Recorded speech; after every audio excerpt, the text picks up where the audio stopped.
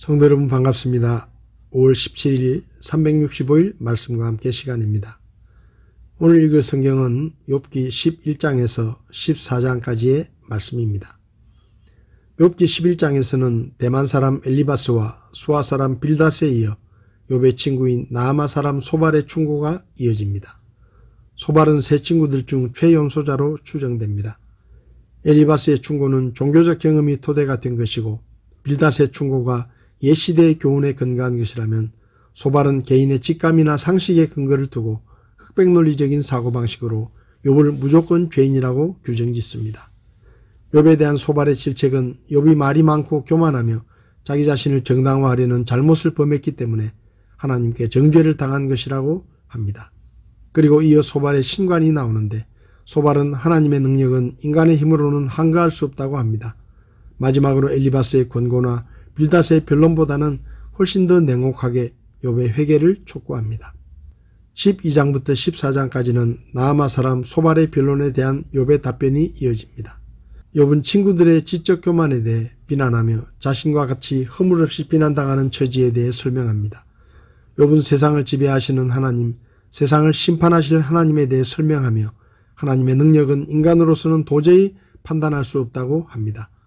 본문에서 욥은 친구들의 자만을 비웃으며 인간이 다른 인간들보다 더 지혜롭다고 생각하는 것은 매우 어리석은 일이라고 합니다. 13장에서는 욥이 하나님의 속성에 관해 친구들보다 더 잘 알고 있다는 사실을 주장하는데 특히 13장과 13장까지 계속되는 욥의 주장 속에서는 계속하여 하나님께 인간적인 호소를 제기하는 모습이 보입니다. 이와 같이 하나님께 대한 욥의 믿음이 점차적으로 전개되기 시작하는 13장에서는 먼저 친구들의 독선을 질책하므로 자신의 지혜를 강조하는 욥, 하나님께 대한 욥의 굳은 확인, 그리고 자신의 비참한 상황에 대해 하나님께서 도우시기를 호소하는 내용이 이어집니다. 욥은 친구들의 지식이 피상적이고 일반적인 것임을 거듭 주장합니다. 14장에서는 욥의 논쟁이 계속되는데 인간의 연약함과 유한성으로 말미암아 슬플 수밖에 없는 인생에 대해 호소합니다. 소발에 대한 답변으로 하나님께 드리는 기도문 형식으로 기록되어 있습니다. 고난에 대한 욥의 탄원, 짧은 인생에 대한 고백, 내세에 대한 욥의 신앙, 하나님의 간섭에 대한 욥의 호소, 자신의 죽음에 대한 욥의 예견 등의 기록이 나와 있습니다. 욥이 지금까지 가지고 있던 것과는 다른 통찰을 보이고 있지만 욥의 이러한 고백 속에는 창조주 하나님께서 인간들에게 주신 인생의 유익한 점에 대해서는 전혀 언급하지 않는 허점이 있습니다. 오늘 제 마음에 와닿은 말씀은 욥기 12장 14절 15절 말씀입니다. 보라, 그분께서 허무시면 그것을 다시 세울 수 없고 그분께서 사람을 가두시면 열 수 없느니라.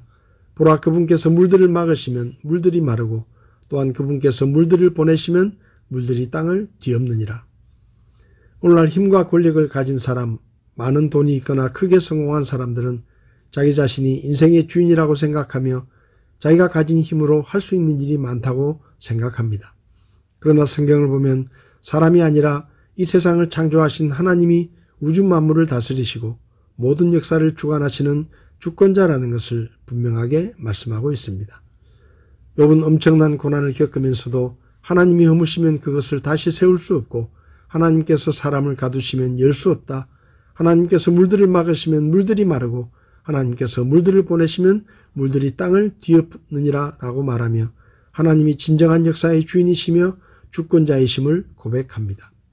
욥의 고백처럼 하나님께서 허물라 하시고 다시는 그 성을 세우지 못할 것이라고 하신 고대 여리고 성은 수천 년이 지난 지금도 폐허 그대로 남아 있습니다.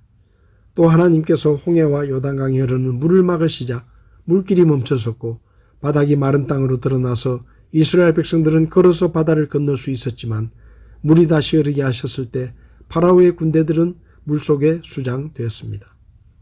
시편 104편 9절을 보면 주께서 경계를 정하사 물들이 넘어가지 못하게 하시며 그것들이 다시 돌아와 땅을 덮지 못하게 하셨나이다 라고 기록되어 있습니다. 바닷물이 육지로 넘어오지 않는 것은 하나님께서 바닷물이 넘어오지 못하는 그 경계를 정해 놓으셨기 때문이라는 말씀입니다.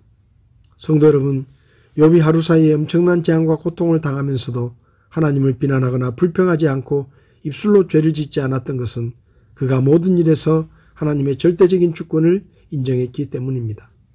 하나님의 주권은 그 누구에게도 영향을 받거나 방해받지 않는 절대적인 주권입니다. 그래서 하나님이 하시고자 하시는 일은 누구도 막을 수 없고 바꾸지 못합니다. 성경은 하나님의 허락 없이는 참새 한 마리도 죽지 않는다고 말씀합니다.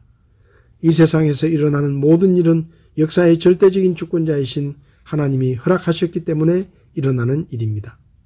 우리가 하나님의 절대적인 주권을 인정하고 믿는다면 우리에게 어떤 일이 일어나더라도 두려워하거나 걱정하지 않고 흔들리지 않는 평안을 누릴 수가 있을 것입니다. 오늘 하루도 하나님께서 악의 경계를 정하시고 우리를 지키시고 보호해 주실 것을 믿고 담대하게 믿음으로 살아가는 우리 모두가 될 수 있기를 바랍니다. 5월 17일 365일 말씀과 함께 오늘도 함께 해주셔서 감사합니다.